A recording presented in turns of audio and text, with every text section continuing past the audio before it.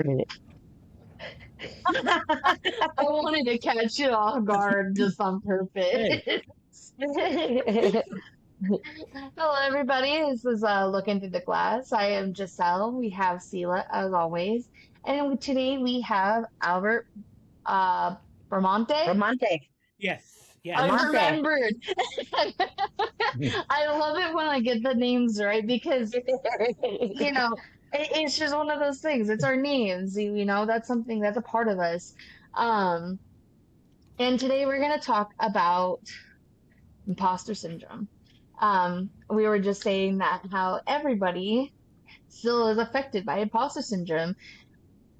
I don't know if everybody knows what that is. Albert, do you want to explain what imposter syndrome is for our listeners?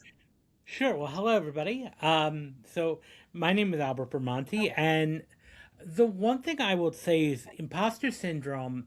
It can the definition can vary, but the textbook definition is feeling like you're a fraud or feeling you're not adequate enough, or people are gonna find out that you're faking it and that you're not really who you say you are. Faking it until you make it type thing. Somebody's gonna figure Yeah, out that we're faking it. and while I appreciate the idea of fake it till you make it, I'm not sure that that's the best advice, or at least the best way to word that type of advice. Hmm. Because when you the one thing about with language, especially for me, I'm very sensitive to how language lands in our mind. Yes. And if you tell Hmm. someone, "Oh yeah, just go up there, you're gonna speak, just fake it till you make it." Okay, so you mean to tell me that I don't know what I'm talking about? So the idea here is that you feel that you're going to be found out. Like for me, for instance, like being a talent agent and working with actors, and I've dealt with this too. Like, well, who am I? Why would they want to work with me? Who am I? Yeah, and or like when was struggling to write a book, which took me several years to do, but I kept going back and forth. Who's going to want to read a book from me? This average guy, Jersey guy. Who's going to want to read from that? And that's imposter syndrome talking, Hmm. and that impacts a lot of people. It's like, or even this affects like high powered executives too, high powered CEOs, and and peak performers in any field. It's like they're starting to think, well, am I really talented? Am I really that good? Am I, who am I to be doing what I'm doing? So it keeps us in there because a lot of times, it also depends on how we're raised. Now, I don't know about you, but I didn't have the best experience growing up. I mean, it wasn't horrible in any way. I mean, my parents did the best they could, but there were a lot of many traumas that I experienced, and just like a lot of people, and I think that impacts too. So I can tell you, by the time a child is the age of 8, they already have a self concept of who they are. They already have a level of self esteem, and parents come with the best of intentions, but they actually don't realize how much they can mess with their child's self worth. Hmm. Absolutely. Because especially if they're carrying or projecting their own, unresolved insecurities, unresolved trauma, they can inadvertently have the best of intentions, but still spread that trauma onto their child. And so if you grew up in a Absolutely. household where where maybe you were dismissed, put down, um, told you were too much or too eccentric and you need to, temper it down, that eventually is going to start becoming part of your inner world. Like, I'm too much, I'm too extreme. And then, therefore, when you start to go out into the real world to do something, to explore something, those thoughts are going to stop popping in your head. I'm not adequate. I'm too extreme. I'm too extra. People don't understand me. And that's going to start, messing with your psyche. So, and as we said, prior to our your recording, everyone suffers imposter syndrome for at some point. Mhm. The key here, though, is to acknowledge it, get and forgive yourself. It's okay, but also at the same time, then you can move forward because there's a lot of people who don't know what it really is, and they're being affected by it daily, and they don't really have a word for it. They don't know what's happening here. Um, especially now. Let's say you have another child who grows up and maybe because of certain situations or circumstances, they become almost like the adult of the household, or we call it like the parentified child, where they have to do everything now. Maybe one or both parents are not really in the picture, so now that child has become an adult, and so because of that, they believe, or that at least they have the limited belief that I need to have it all together. I need to be strong. I can't be weak. I can't be vulnerable. I can't blink. Mm. And that's going to mess with you because later on you're going to find, well, I am vulnerable. I am weak at some point. What do I do? How do I handle the situation? And so those are situations that are going to impact or make it an impact on imposter syndrome. Believe that one so far. So yeah, I feel a little called out. I Well, know. just a call. We all, yeah, Welcome to the principal's office. yeah.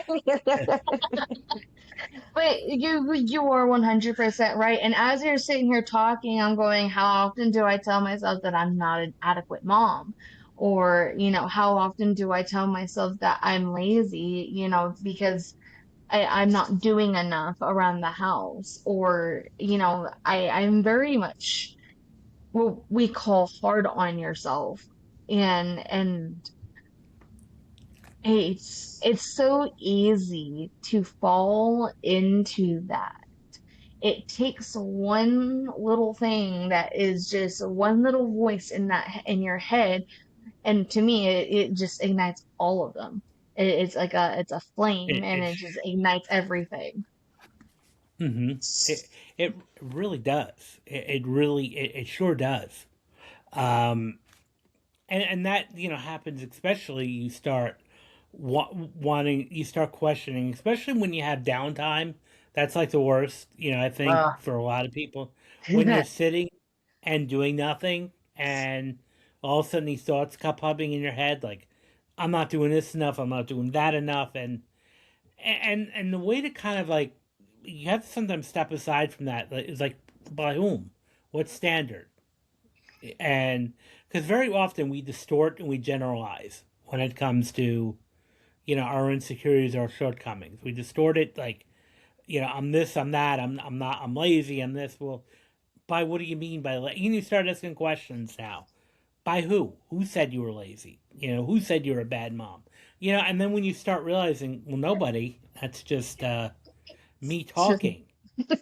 Yeah, it's just me saying that.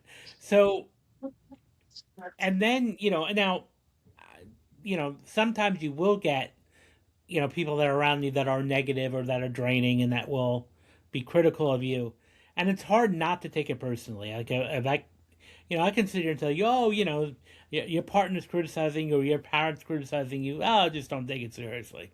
Yeah, good luck with that. yeah, right. Yeah, no, that's band-aid advice. But however, I think what's important, and I wrote a blog piece about this a long time ago, the people who doubt you, or the people that are constantly like judging you, or say having these harsh comments shooting you down, while it's hard to do, but the important thing at some point is to step back and not take that personally. However, the reason why I say that, because they're operating out of their own insecurity. They're operating out of their own thing. Because I work a lot with, as I work with a lot with actors, and a lot of times, they're in relationships, or sometimes married, or there's sometimes, or their family is not in the business. So they'll often try to get talked out of it. Oh, when are you going to find a real job? When are you going to find something that's serious? You've been doing this acting As for 6 months, nothing's podcasters, you happening. get the same thing. As Keep going to podcasters, listen to what. Yeah. we yeah, you're literally preaching to the choir. No, and that's why we're good company here. So, Yeah. but and again, that's true. But the thing is that they're insecure. Like I remember 10 years ago, I was having lunch with a client, and she was very upset because her partner was shooting down every success she had, or any type of like this is gonna be a great audition. He would say to point out how it not it's not gonna work. And she was like, well, how do I get him to be supportive? And I said, you're almost asking the wrong question here because you're not. And here's why. It has nothing to do with you. It has nothing to do with your acting. It has a lot to do with his own insecurity. Do you ever think that maybe he's insecure that if you do land that lead role or that you do, become a name that you're gonna leave him? Would leave. Get Yeah. up and leave, and Yeah. and so he's holding back by shooting down your dreams. And he might even realize that consciously that's what's happening. Mm. So the important thing is to look at it like that. Especially if your family is like, oh, this and that, because most parents want the best for their children. We know that. But there's also some parents that are jealous of their children. Some parents that are threatened by their children succeeding and being better. So now, of course, they're not going to outright say that. But They what do might they do? not They even become know it. critical. No, they don't even know it. Yeah. They'll just think, oh, They'll this fight you tooth and nail and say different. They'll fight you tooth and nail and swear up and down, no, that's not the way it is. But words and have a lot of meaning to them. yeah, absolutely. Sorry, I didn't mean to interrupt you. No, 100% true. And words like I'm just telling you like it is. That's the favorite, my favorite. Yes. It is what it is. It is what it is. I'm telling you like it is. Like, well, who made you the authority to tell Of, me like that? and who, You know, who made you the authority of what it is? exactly. And that's because and that's the whole thing about like when we talk about like optimism versus pessimism. Um, Optimists and pessimists rarely sometimes even realize that they're optimists or pessimists. Hmm. No one's gonna. I mean, very few people walk around saying, "Hey, I'm a pessimist and proud of it." But Well, there are they a are. few, They yeah, but yeah. there are a few, but a lot of times they'll claim that they're realists. Yes, yes, Yeah, yes. I just keep it like it is. Well, that's great, but Your reality you're a doesn't have to pessimist. be my reality. That's Absolutely. one of the things that can get a little trippy for people. My reality is different than your reality. Your reality is different from this person's reality. Yes. It may seem like and it is real, but however, it's our own map of the world. It's our own it's our own unique perspective, our unique Hmm. filter, and our filters are sometimes there's not really the truth. I mean, think about this: you could have two people that could experience the same event growing up, and they have different memories of it. How many times you see people describing a memory of, remember this happened, and the other person, that's not what happened. This is Mm-mm. what happened. And the honest to truth here is that you both are coming up with filters of what happened because very rarely is memory an actual. It seems But like is it's a it replay very rare, very rarely is it actually the way it happened. accurate? Yes, there has been Yeah, no, test among test among test among tests on how our memories and inaccurate our memories can be, even though we know that this is how it is. There's been so many tests.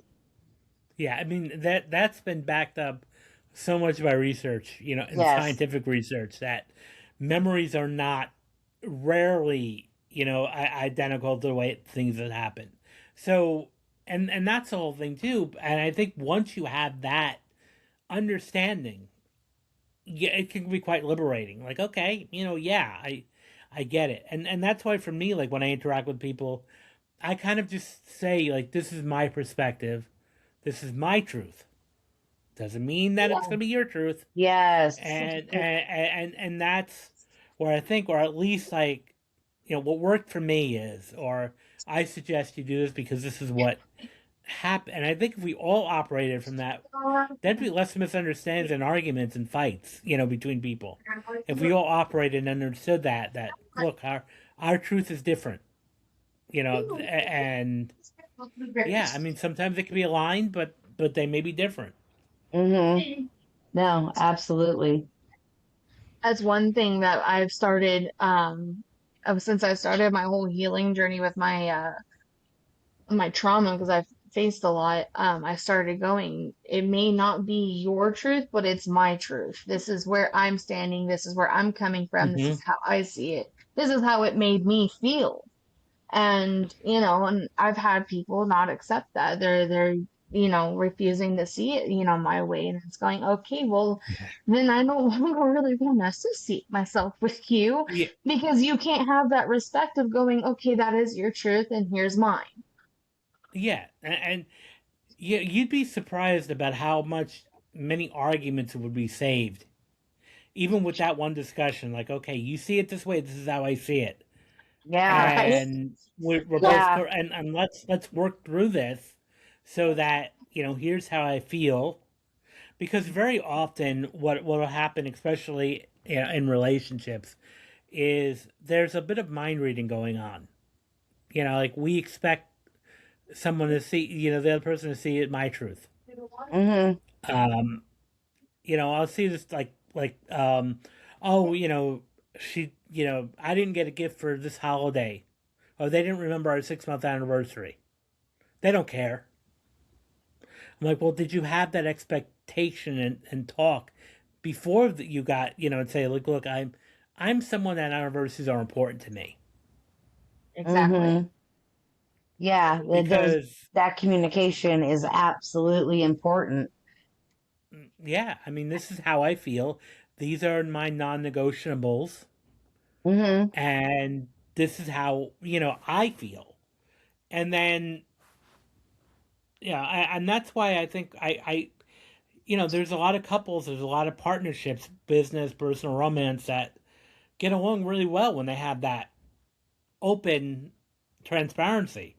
Yes. There's no resentment, there's no holding anything in. They deal with the conflict right when it happens, and they explain it. Okay, this is my truth. This is what I've done.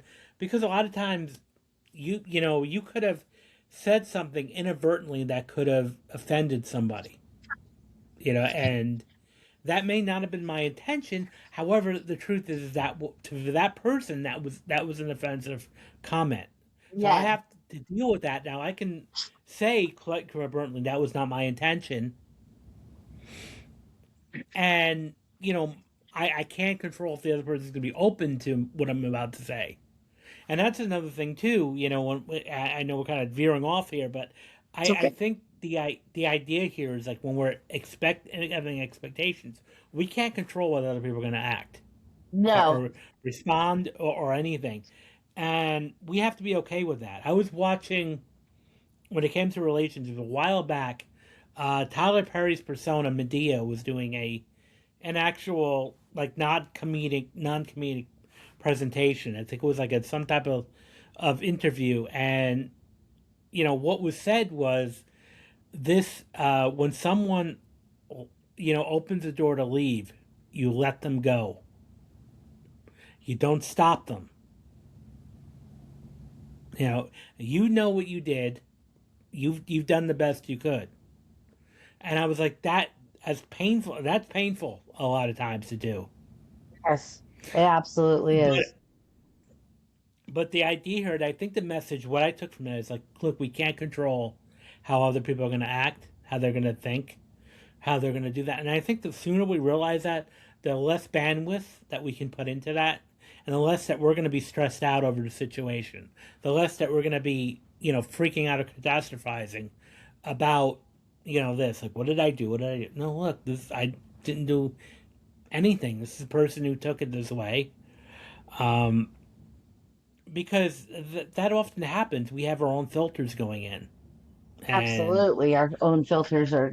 I know mine are constantly running. yes, I think what also comes into play with that is when we sit there and sometimes I know I'm one of them is I read the situation before I even have the conversation. So I already have the scenario how it's going to play out in my head before it actually plays out.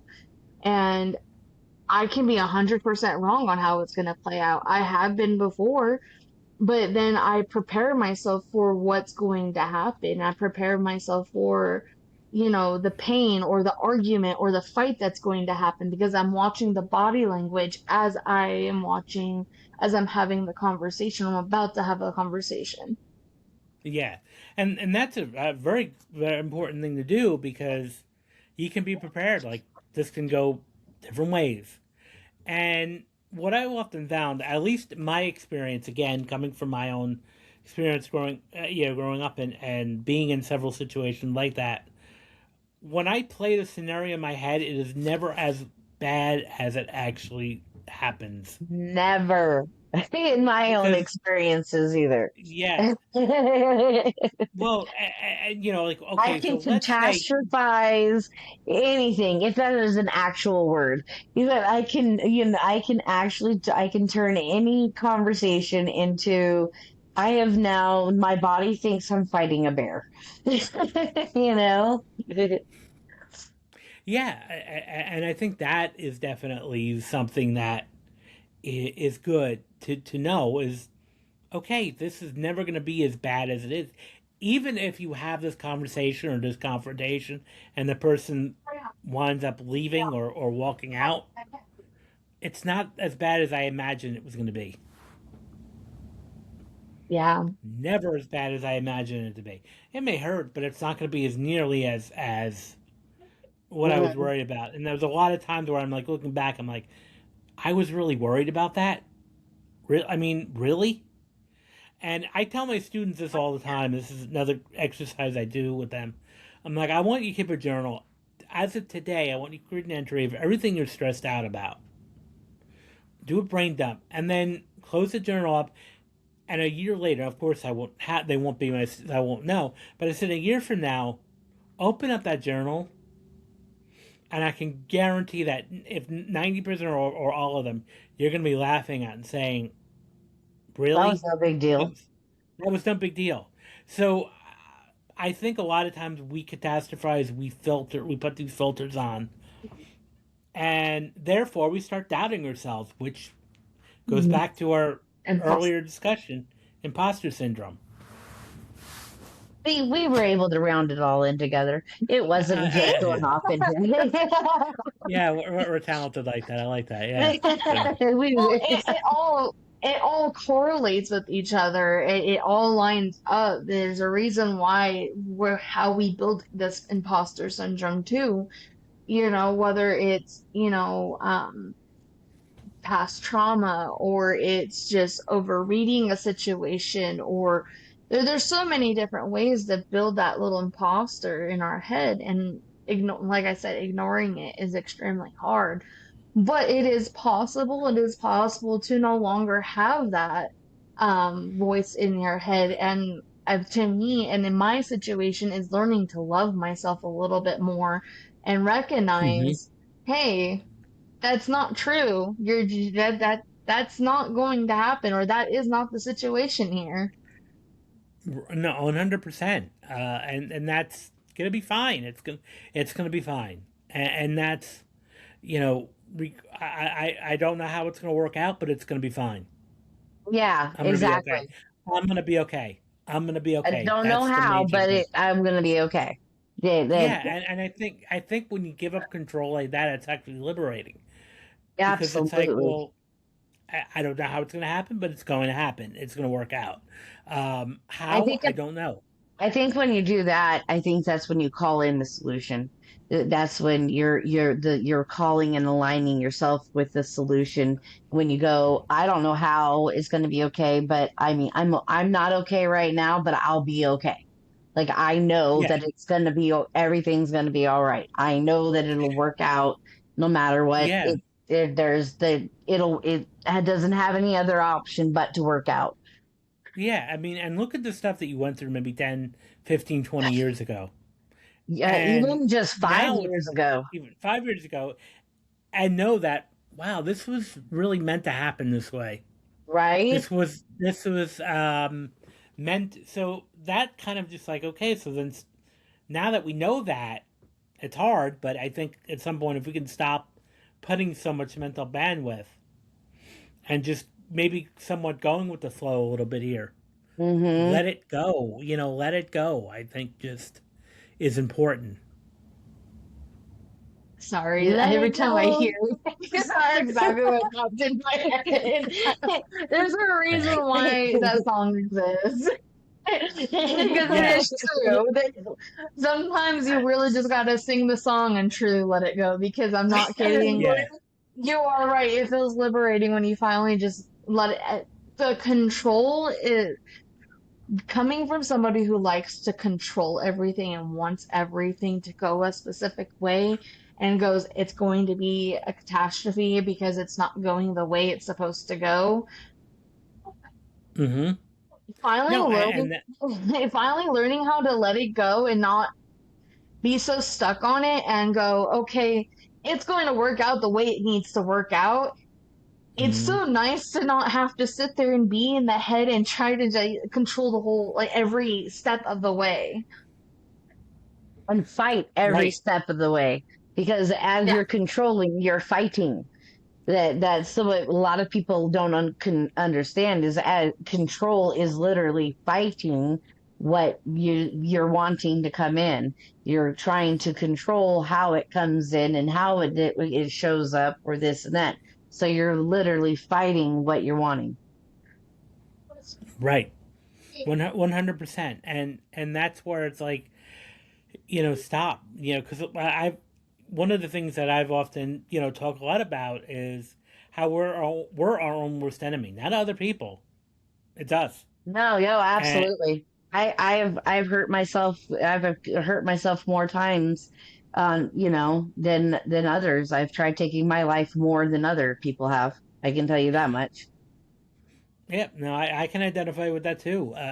And not even that, even just hurting ourselves by talking down, badly to ourselves, or We are being a biggest martyr, critics. almost like adapting the martyr complex. And scream martyr, and I'm not going to do what I really want to do, and punishing ourselves. So Hmm. We are our biggest critics. yes. And I do have to say that what has taken the longest for me in this healing journey, because I've been on this healing journey for a long time now. I've been clean for a little over 2 years, but I knew that while I was trying to get my body to where I was able to get clean, I had to do the work because I was like, you can't go back. If you go back, Hmm. then you try to quit again, the seizures are going to ramp up and you're going to be in the same situation you were before. So let's do the healing and make sure that you don't want this anymore. Because I recognized that the drug, that it was a coping mechanism. And I was like, okay, there's something Hmm. drawing me back to it. So I need to identify whatever's drawing me to it. If I no longer want it, then I will no longer have an issue. And it has taken many, many years to understand that I take on so much of crap that it doesn't belong to me. Hmm. And we could thank our parents and our grandparents for that. That is sometimes can happen, and um, and there's also one of the things that I've been found really discovering and studying a lot now too is the idea of generational trauma. Yes. That our parents, grandparents, even our great grandparents can often pass on their Yes. own mental, and physical That, trauma onto us. that's what And looking therefore, through we're the protected. glass is all about, is actual passed on family trauma. That it was the whole purpose. Exactly. It was then passed down to me, and I passed it on to Giselle.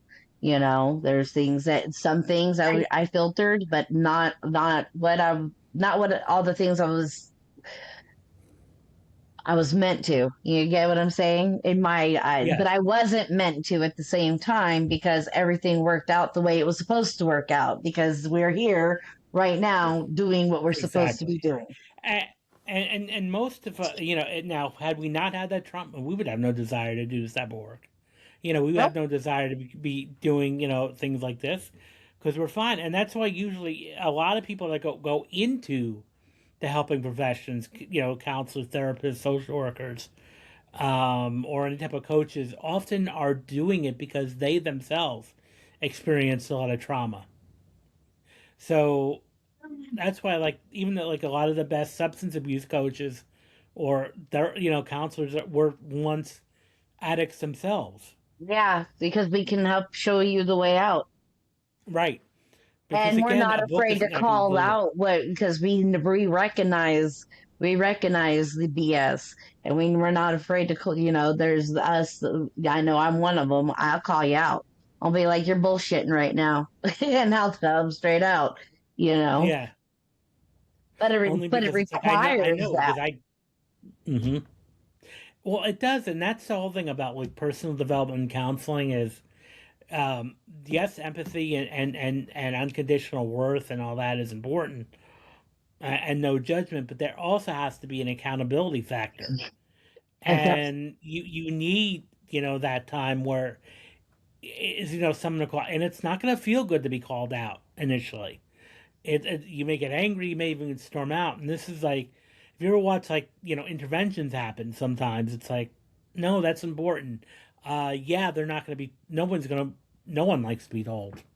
What they're doing is wrong or hurting other Nobody likes people. to feel the shame that they're feeling upon themselves by hearing all these different things. Yeah.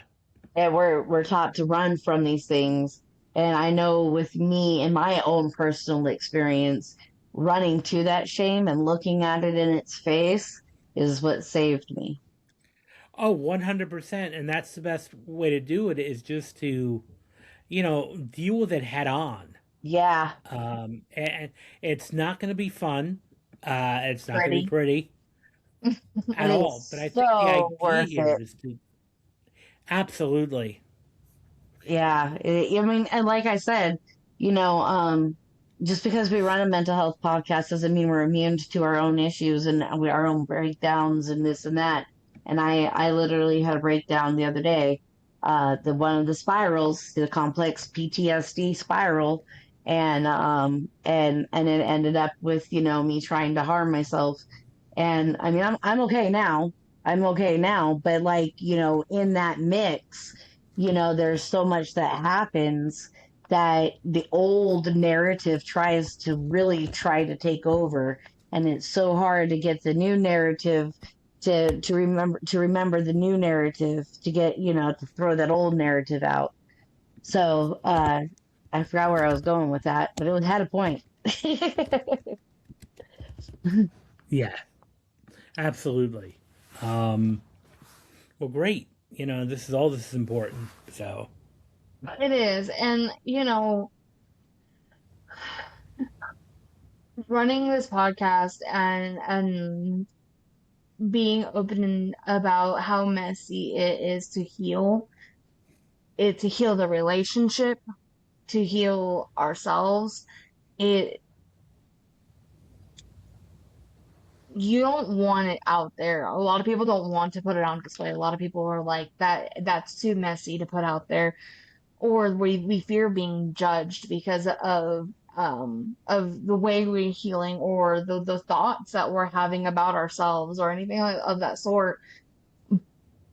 But I have to say, this is a true blessing in its own, because we have several people, such as yourself, Albert, that come on here and go, "Hey, it's not gonna be pretty, and it's a lot of work, and it's not fun, but you're doing it, Hmm. and that's what matters." And and so here we are showing people the rawness of it, the authenticity of it that has to come for it, so they know that they have to put in the work, and it's not perfection, and it's never going to be perfection.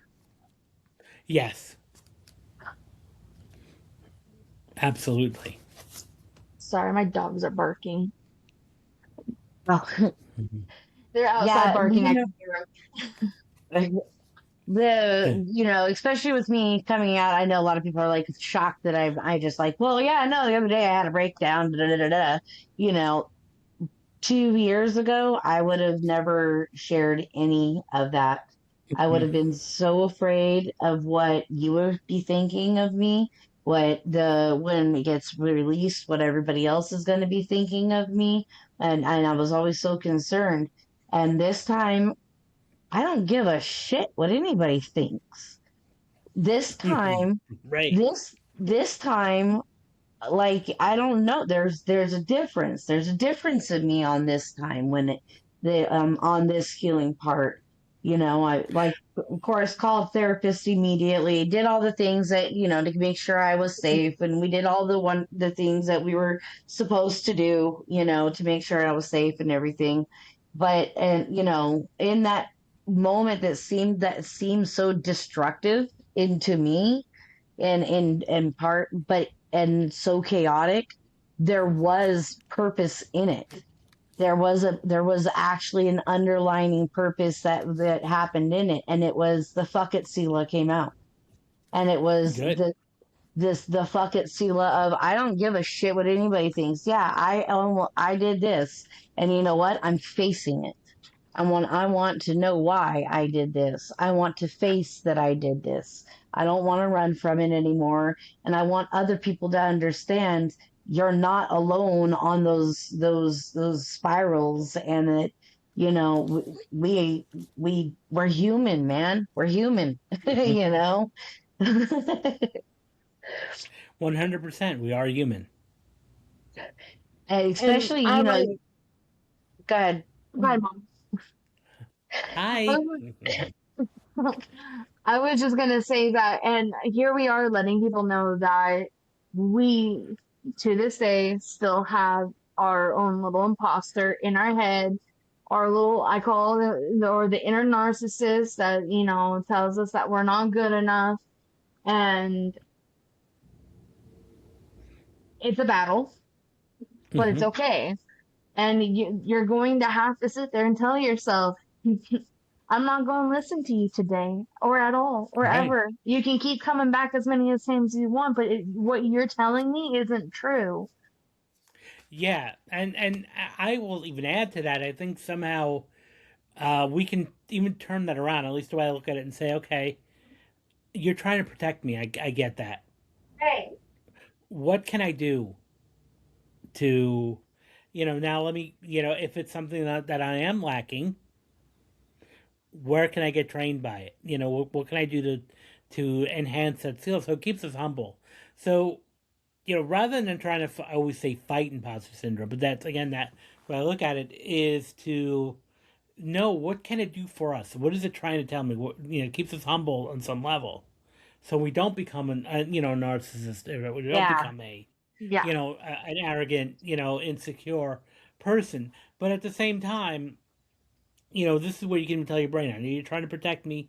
Thank you for that. But yeah, I disagree. Hmm. With this right now, and here's why. Now, what can you do? Because one of the things that I notice is a lot of people they hold themselves back because they feel they're not ready. Mhm. You know, I can even relate to the podcast. There's so many people like, oh, I want to really want to host a podcast, but I need to know what I'm talking about. I need to have better gear. I need to know what Yeah. I'm talking. We Great. went No, you don't. That's exactly what we did. We went, well, we got to figure out how to do this. And then somebody said, this is what you do. We went, all right, did it, bet. did it and just ran with it. Like, and that's where my imposter syndrome, because I grew up as a vet tech, taking care of animals. And I had it in my head that I was supposed to open my own nonprofit, sanctuary, this and that. That's what the plan I had in my head. But then Mm-hmm. getting my head hit and going through different traumas and this and that, that is not where God wanted me. That is not where the universe wanted me. The universe wanted me right here doing what I am supposed to be doing right now. And it took me Mm-hmm. forever to, well, I mean, I still go through it like, well, am I going to show up enough in this one? And I just have to believe, show up and just believe. Nope, I'm here and this is what I'm supposed to be doing. Mm-hmm. Absolutely, and that's the way to do it. So, So, Albert, I do have a question. And you said you wrote a book. What is your book about? sure. Well, it's called Rise Above the Script, and it really is about how to for especially for performers and art and actors to overcome imposter syndrome and master self sabotage, because one thing that I noticed, especially when I first started as an agent, 22 years ago, the actors that I was meeting were engaging in a lot of self-sabotaging behaviors, not showing up for auditions or being late or being unprepared, like things that would have seemed like out of character mistakes. And it's like, take, and with show business in itself, it's a highly competitive field. It's probably one of the most competitive industries out there to be, especially to be an actor. Oh, yeah. Yeah. And and so it takes a lot of time to go through with that. And so you're going through this in time, and but at the same time you're doing things that are taking you out of the competition. Not if you can't get the role if you're not going to go on the audition, Right. and if you're not going to be prepared for the audition, you can forget about booking the role. Mm-hmm. So these are things that you can control, but I've seen this happen with many actors, not just one, but it was like several. I'm like, what's going on here? So when I, was going for a PhD, I said, I'm going to do my dissertation on actors. Like, why is this happening? And so that's where the idea of Rise Above the Script came in, because it was based on my doctoral dissertation. And, there's a lot of different factors, but definitely imposter syndrome. Also, identity plays a role in general. How do you see yourself? What's your identity? And this is something that I feel, where I'm at a little bit odds in the traditional, mental health community, is a lot of times people will, surround themselves or become so consumed in an identity of that disorder. It's like, hi, I'm Albert, I'm depressed. Or, Yes. Yes. no, the idea here is you're someone who is experiencing depression. Yes. You're Thank you. not, You're not broken. yes.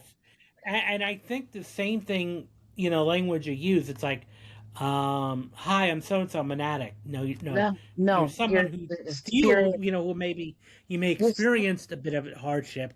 but you, And the same thing goes like when people introduce themselves, yeah, I'm a former addict. No, you're sober. Period. I'm Why are clean. you?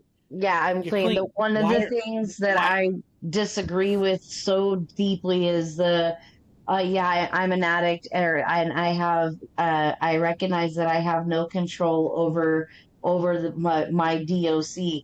BS. You are the only one that has control over that DOC. You are the Yes. only one that can step up and fight for yourself in that aspect. And then you just get a team with you. You get a Yeah. team to help you when you are in your lows and will give you advice when you need the advice. But you are absolutely not helpless to your DOC. No, not at all. And that's with anything, Yes. and so especially in the context of actors, if you were gonna say hi, and I hear this a lot, yeah, and they brag like, "Hi, I'm a starving artist. I'm a struggling artist." Like, why would you say that? Yeah, and why would you introduce yourself? Now you're talking about that out in publicly. I can't even imagine what you're saying to yourself when no Mhm. Right? one's looking. I can't imagine that what you're saying, and this is going to impact the way you're going to present to the world. Because if you come with this negative viewpoint, then you're going to act timid, hid, trying to hide, and that's going to be the enemy of performing. Because when you want to be an actor or a good performer, the one thing you cannot have is lack of confidence in any way possible. Any way, You shape, or cannot have form. that No, you've got to in be any way, able shape, to or form. do the crazy act if they want you to do that crazy act, and you better do it well. And exactly. So if you have any of that back, so identity has a lot to do with it too, and that's what can cause self sabotage because, um, and then also has a lot to do with fear of success. That's a big, powerful one too. Um, I wonder if I wonder if I struggle with that. I do wonder if I struggle with that hardcore. yeah. Well, I would imagine, just like my opinion with imposter syndrome, same thing with fear of success with everybody because we're constantly, worried about yeah, obviously we don't want to fail, but then also sometimes getting that goal or getting that promotion or booking that role can be life changing. And we don't like change as human beings. Change is Hmm. scary, hard, and there's also going to be some trade offs too. I was watching a while back a documentary about someone who's a TV personality who was a psychic medium, and the one thing he said was that when he landed the show, because he was on the syndicated show for many years, I would have thought my family would have been proud of me. He said some of the family that he grew up with stopped speaking to him Yeah. because of that show, and he said I lost people, and I think that is one of the biggest fears that we have is losing people. I know we And did with this podcast. We did with this podcast, speaking our truths. yeah, and that's the whole thing too. You got to, and that you're going to be okay with, and that um, one of the hard truths that I've had to learn is the people that are supposed to support you may not be your cheerleader. Because and the same thing goes, and I've heard this from so many podcasters. They're like, I started a podcast, and the the people that I know won't listen to it are my family. They won't. They refuse to listen to the pod or support the podcast. Yeah, that happens a lot. It does. It happens. It's quite a bit, and it's like, it's kind of like, well, why won't you believe in me? You know, Yeah, we kind of went through that at the beginning, and then we just kind of was like, screw, we believe in us. We believe in what we're doing. We have the why, not them. And yeah, and that's that's all that matters. yep, and that's all that matters. As long as we keep showing up, and that's when we decided to turn this more into like, no, we're going to look at this as more of this selfish. This podcast we're going to look at it more of a selfish thing, that I'm doing it for me, because that kind of helps us show up and make sure that we show up when we don't feel like, because we have our days where we just aren't feeling like showing up, or we've getting those negative Nancy's in our head, and that's one of the ways that I know for me it was, nope, I'm going to be selfish about this because I'm in my selfish era right now, so I'm going to make this podcast about me, and because I'm making it about me, I'm going to show up for me. And it really, really, really helps with on that, is just turning something very, very selfish. Mm-hmm. Absolutely, and that's the only person that really matters is yourself. Hmm. And but I think, and that impacts a lot of actors too. So Oh, I bet it and then does. yeah, no, and especially when your family is like saying, okay, when are you going to get a real job, and when are you going to get this and that, and so that affects a lot with that too. And then the last thing that I noticed, and I talk about this in my book too, is what is your viewpoint of money? Huh? Because everyone you talk to will consciously, oh yeah, I love money. Really? Do you? And some people fear it. Some people, um, Sometimes it's not the block money it. that you're really after. No, and which is fine. But I think if you grow up in a family where somehow either through being directly told or the impression that money is the root of all evil, which is Hmm. actually an untrue statement because that was never really said in the Bible. The scripture had said it's the love of money that's the root of all evil, not money. Uh-huh. Hmm. And a lot of people think, money, they hear that, oh, money's the root of all evil, or you hear these messages like, well, so and so gotten a lot of money, and then they become this horrible person. And then you're sitting there self consciously, well, I'm not a horrible person, so I can't be obviously I can't rich. have money. I Yep. can't be rich. And Yep. when you already adopt that, even in the subconscious level, it's going to block you. You're going to be blocked. You're going to self sabotage. Mm-hmm. Yep. Absolutely. You're not the only You one know, person I ever heard that from. you know, I laughed so hard at the whole when are you gonna get a real job? It's because that's something that I'm dealing with.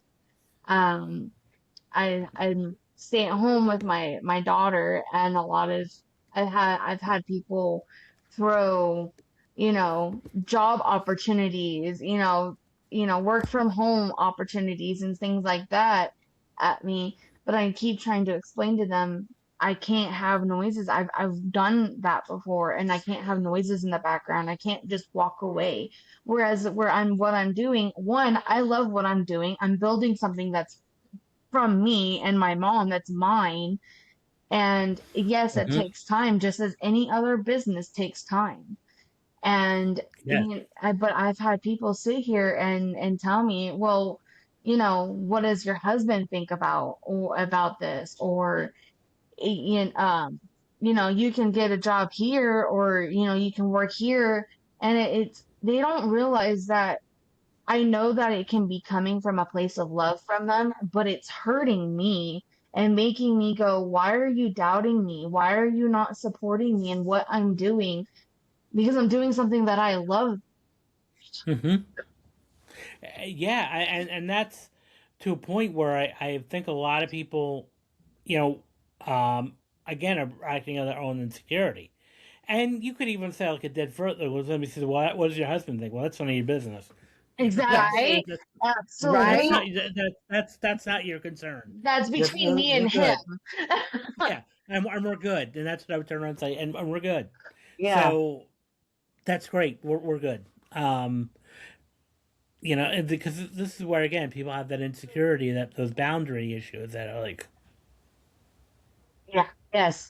I, Yeah. And then there's also they may be a part of them may be clapping for you, but their fear of success may be getting portrayed on their you know onto you, or there's a lot of different things, but yeah. so mm-hmm, absolutely. if anybody wanted to find your book, where would they find it? So you can find it on Amazon. It's called Rise Above the Script, and it's confronting self doubt and mastering self sabotage for performing artists. You can, like I said, find it on Amazon. You can connect with me on socials. I'm on Instagram and LinkedIn. Feel free to reach out and go, or even just go to my website, albertbramante.com. And I could put all of those in the show notes for our listeners because somebody might be driving. Don't need them going trying to type Perfect. it in while they're driving. Yeah, no, don't do that. Please do not do You'll be that. good. It will be in the show notes for when you get home or to your Yeah. destination. Um, Thank you, Albert, for coming on. I really enjoyed our conversation with you today. It's been wonderful. Mm-hmm. Well, thank you both for having me on here. Yes, thank Absolutely. you. And to our listeners, this will be in the show notes as well, just to let everybody know. I started putting in the show notes. If you want to connect with us, your story matters. You do not have to have a name to your story to impact somebody. Our email is 12lookingthrough THRU34theglass@gmail.com. We have a website where you can listen to all of our podcasts. It's littg riverside.com. And yeah, you can connect to our We have our socials. yeah. Yep, we have our socials, Facebook, Instagram, and TikTok. You can follow us on YouTube as well. Everybody, thank you for looking through the glass.